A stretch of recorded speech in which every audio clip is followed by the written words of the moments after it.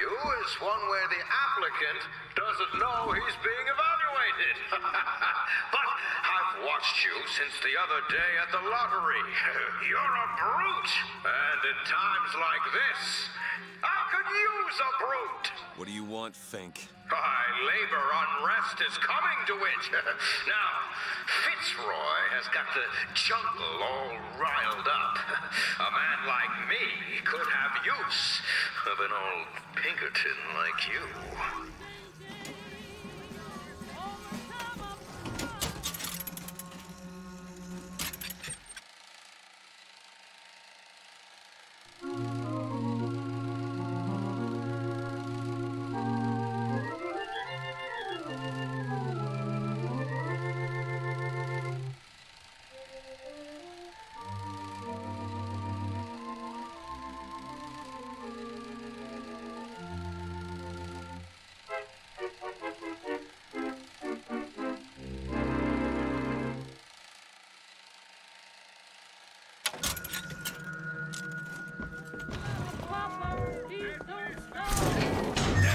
Find Chen Lin and get the hell out of here. Now, all I ask is that you finish what you started to it. Wouldn't want to disappoint the other applicants. Our first candidate is a veteran of Peking. Now, what's that they say about old soldiers? Frankly, my money's on you. He's something of an old hand at handling explosives. Only man I know who hasn't lost a limb working with them. Yet. Fireman Booker, careful! Man, Jeremiah Fink talks a lot. Anyway, hello everyone, welcome back to Bioshock Infinite. I just wanted to leave those first few parts uninterrupted. Apologies, hopefully Audacity's noise reduction thing is usually pretty good, but I'm hoping that especially during the quieter parts of the game, if there are any, that you can't hear the washer-dryer in the room, which I think has been audible in videos on this channel before, but yeah, I think I've complained about the washer dryer before already, so I won't do it again. But yeah, here we are. I would not blame you if you missed a lot of stuff story-wise in the last segment, because I was just kind of talking over it. Or, I mean, I don't know. But anyway, yeah, here we are in Jeremiah Fink's domain, and I really wish, the first time that I played through this game, I really wish that I had experimented with the vigors a little bit more, and I don't even really do it all that much now, but, like, you've probably noticed that I basically leave it to, like, 3 or 4 over the course of this entire game. I don't find most of them too useful. I love that when a enemy is just, like, 2 inches away from you. But anyway, yeah, because that horse, whatever that one is called, Bucking Bronco, that one's really effective against the crowman. Anyway, oh, hello, sir. That extendo reach on the skyhook is very useful. That was a good bit of gear. I think you can hold 4 pieces of gear at a time, I think. Anyway. But yeah, so Jeremiah Fink wants Booker to help him quell some impending labor dispute at Fink Industries. I think this was called Fink Industries. At his company. Because Booker was a former Pinkerton agent, which I don't know. I think I talked briefly about the Pinkertons, like, in the actual world and what they did. If people don't know, I don't always know what things are common knowledge, especially when it comes to, like, the clandestine functions of protection of American, like, capitalist imperial power, such as stuff like the Pinkertons and the entire CIA, really. I mean, I think the best way that I've ever heard the CIA described is that they are capitalism's organized crime. Like, they're the mafia for business. Even though the mafia for business is also just the mafia. But anyway, yeah, so this was just a parade of enemies that he sends out to murder you, and then you kill them, and he's like, oh, look, you're a big gun guy, and, you know, that means you should be a cold-blooded killer, an ice-cold killer, a ghost-face killer. And Booker does not seem interested, and I don't think you ever link up or make any sort of deal with Jeremiah Fink, if I remember correctly. Dear brother, when you told me that you heard wonderful music trumpeting from holes in the thin air, I began to doubt your mental integrity. But not only have you made your fortune from these doodads, you have lit the path for me as well. This is fun whenever you encounter enemies while you're listening to a voxophone. It's always a good time. I wanted to mention something, but I don't want to get too deep into anything right now because I know coming up we're going to have some important story bits and stuff. And I mean, all of this is a little bit important. There's quite a bit of stuff in this little middle portion of the game. I guess you could call this part of the game the middle. It's weird to say that in part 8. But, yeah, there's a lot of, but it's a very long middle section, and there's a lot of details about the history of Colombia and all of these various side characters that sort of flesh out the world. But they don't really affect the, like, immediate story. They are interesting to look at in terms of mining the game for meaning and political, you know, text and subtext. And yeah, this is interesting. I had never done any of these side quests before, but yeah, this is another one. I found one earlier in that weird KKK crow room at the beginning of the game. And yeah, you have to find a Vox code on a siphon, or siphon I think it's called, but it's like Vox graffiti somewhere in the town. And I actually do end up finding it. I don't remember if it's gonna be in this video or the next one, but I do actually end up finding it around here. And I was very, surprised by that. Anyway, this is an interesting voxophone here. To tax the black more than the white, is that not cruel? To forbid the mixing of the races, is that not cruel? To give the vote to the white man and deny it to the yellow, the black, the red, is that not cruel? But is it not cruel to banish your children from a perfect garden? Or drown your flock under an ocean of water? What people have done to deserve to be locked up in a place like this? Fink don't need much of a reason. Yeah, and when the game decides that the expository dialogue is more important than the voxophone, it just drowns it out, which kind of sucks. But that is interesting, and all of that. The reason I think that voxophone is interesting ties into something else I wanted to talk about in the video, but I'll get to it in a little bit. But Booker's, like, I guess he isn't really tempted, but Jeremiah Fink trying to tempt Booker to help him kill strikers is an interesting thing for the story of the game, because it shows that Booker wants to move past, like, being a servant to, like I said, American capitalist imperial power, but at the same time, I know we haven't, like, gotten to it yet, but they've definitely hinted at it, and I know I've mentioned it already.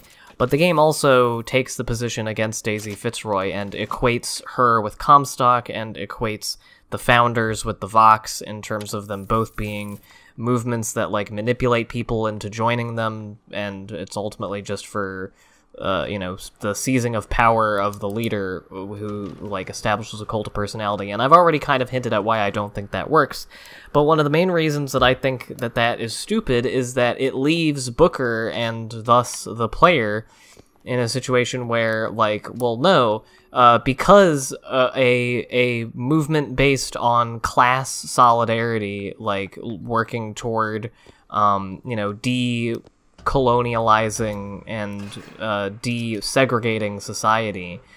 If you conflate that with a charismatic theocratic fascist movement, a white supremacist movement with an actual cult of personality, then the resulting explanation is that you can't have a collective interest. You're just, everyone's in it for themselves. You have to make your own choices. What do you see here? From this And like this whole thing, which I'm talking over right now with the Lettuce Twins talking about the same coin with a different perspective, both living and dead thing.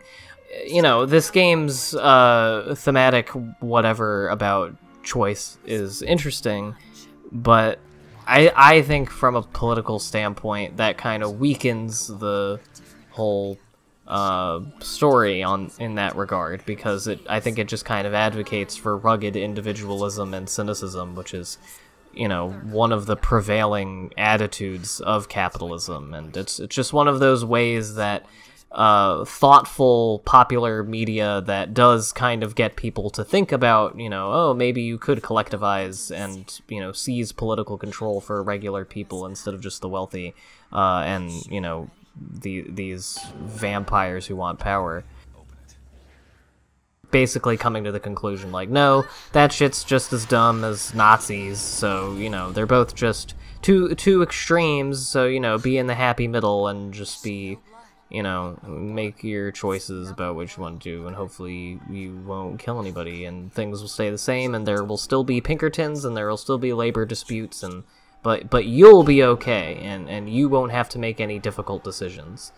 And I don't know, maybe you could argue against the idea that that's what the position that the game is taking, but that's kind of how I see it, and just as far as it treats Daisy Fitzroy and in the, everything of its story.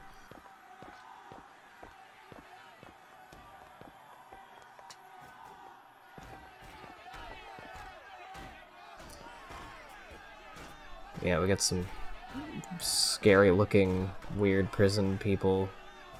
Not really making much headway. That guy's just fucked up. But yeah,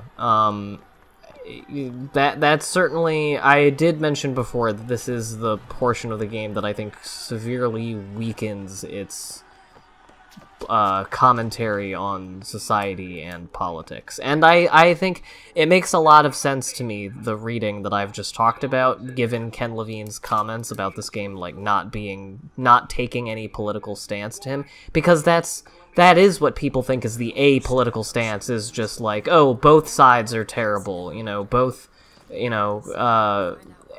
anarchy, like anarchism, and I guess you would call them anarcho-communists. That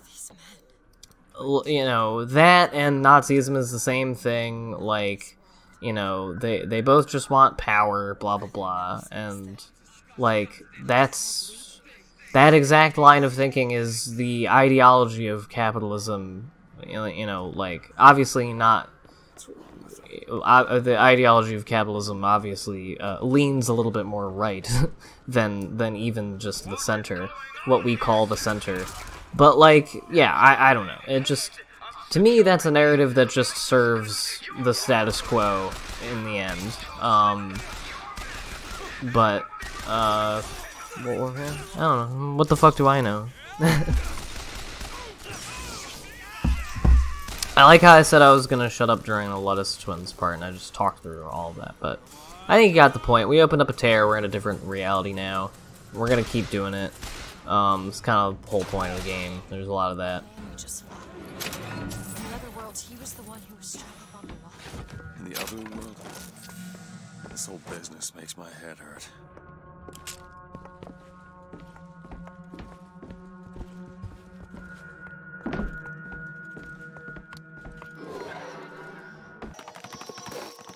I love the sound of Booker running on these hardwood floors sped up. in general, I love all the little sounds in this game, as I know I've mentioned before. I tried to, like, talk about that. I love when I when I go back and watch my own LP videos, just, you know, skim through them after I've uploaded them. And I notice all of these times that, like, I, very obviously try to start actually saying a sentence, and I can't even imagine finishing it after that. But yeah.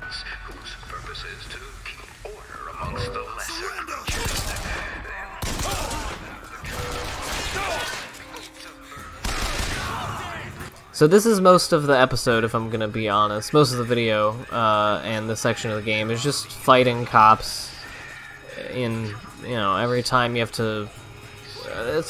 I have iffy feelings about this part of the game, because you basically just end up going back and forth to what are the same locations, but they're just a little bit different looking because of being in a different tear. But in all of these realities, the police want to shoot you, so you just every time you're just going outside and shooting people, and you can go inside and you gotta shoot people, and then you go in and you're like, oh fuck, this guy was actually and then you gotta go out and there's more cops, you shoot at them, and then you go into a new building and they shoot at you in there, and then you go out, and it's just the whole thing.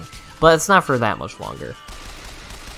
But yeah, I'm running out of repeater ammo quite badly. I didn't mention it when I did it. I guess there's not much of a reason to, but I went for the repeater instead of the machine gun, just because the repeater basically does the same damage as the machine gun. I think that it does... I think that it has better accuracy, if I remember correctly, but I don't really remember.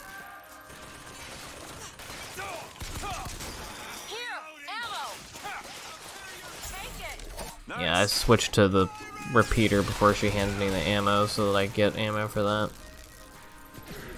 But yeah, this is most of this part of the game is just kind of going from place to place and shooting people.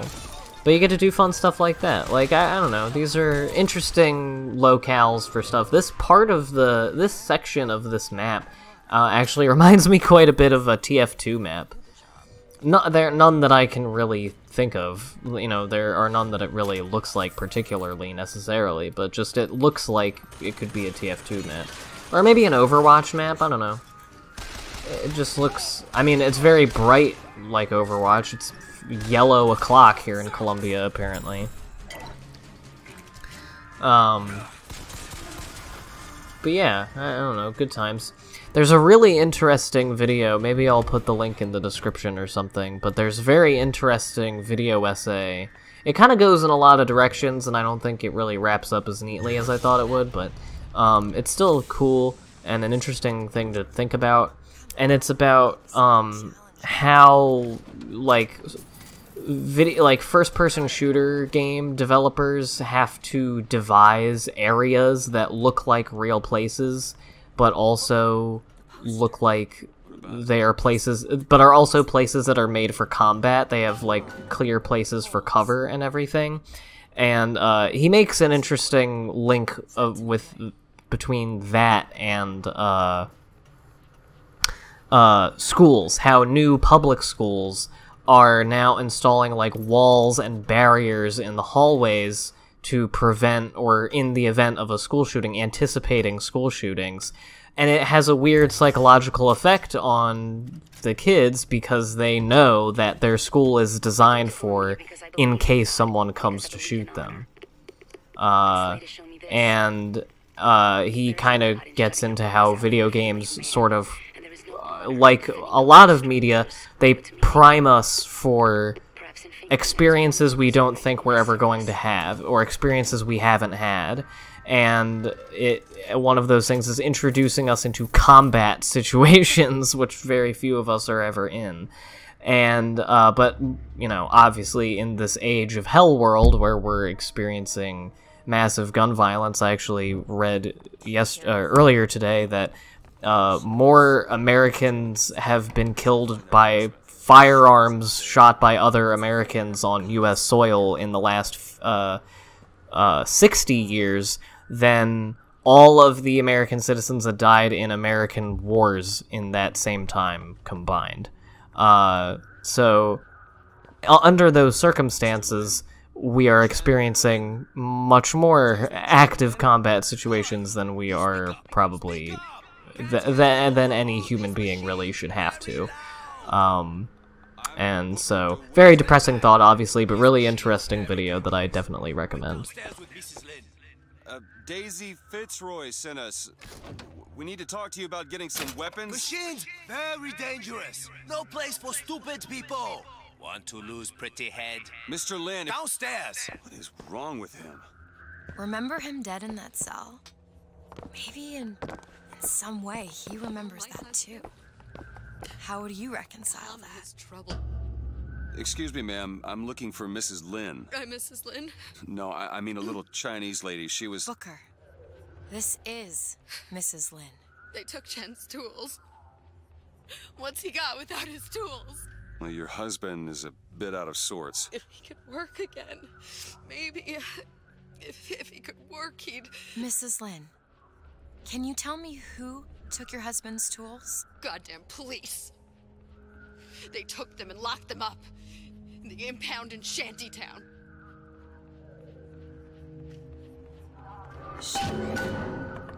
Would having his tools back fix his mind? Who cares? We're not getting any guns if Chen Lin doesn't have his tools. Let's head to Shantytown. So yeah, we're going to Shantytown now to get the guns. I told you this was kind of a big wild goose chase. You're just kind of running around to do this one thing that you need just to get your shit back to do the other one thing that you need. But yeah, Chen Lin's nose is bloody. It's like Stranger Things, except this was before that. Bloody noses, like, denoting supernatural badness is a trope, and I wonder where it started. But anyway, yeah, so now we're going to Shantytown, and we're gonna see the underside of Colombia, where the ostracized and refuse of society have been forced to live. And before the video closes out, I wanted to also talk about something that the whole Jeremiah Fink Pinkerton stuff at the beginning of the video got me thinking about. And it was about how the more that I read about American history, a lot of the instances of aggression turning inward on its own people had to do with suppressing people who were threats to capital, and how many of the decisions of American leadership were made with expressly that purpose, even if that was not what was communicated to the public when they were being made, obviously. You know, Colombia's treatment of black people directly mirrors historical American treatment of black people, where they weren't denied rights. They were denied rights not because white people didn't understand that they were full human beings, as some people really think, is that just, oh, well, they were just ignorant because it was that time. How could they know that you know, there were no difference between the races? They weren't as enlightened as us. And, like, not thinking for a second, like, you don't think you could, I don't know, look at one and be like, oh, you're a person, but you just have darker skin, so you know, you probably, but you breathe and talk and have dreams and die and bleed like anyone else, so it's, you know, and have a family, so you have all the same, deserve all the same shit as my dumbass who, you know, I had just as much of a say in the circumstances of my existence as you did. Like, no, common humanity, that wasn't a thing we invented until, like, 50 years ago, apparently. When it was convenient for capital, weirdly enough. But that's just the thing. They weren't denied rights because white people didn't understand, or because of just ignorance, but because it's better for capital to use, it was better for capital to use their unpaid labor, and then position them as the rival of white people who also are exploited for their labor, to the benefit of capitalists, obviously. And that's why the game's aversion to the Vox Populi doesn't make sense to me. A nice catch from 2 feet away.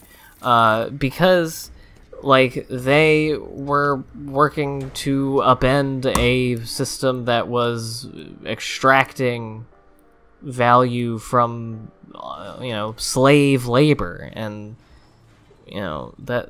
I don't know. But that's also why a material class analysis of history and politics is a pretty good way to go, generally, to understand the tide of history and why governments and populations do what they do. And why I'll always talk about class. I know it annoys some people, but it is, like, the thing. I'm not going back to that tower no matter what happens. They won't stop until they have it. Why? What did I do to them? You frighten them. Good.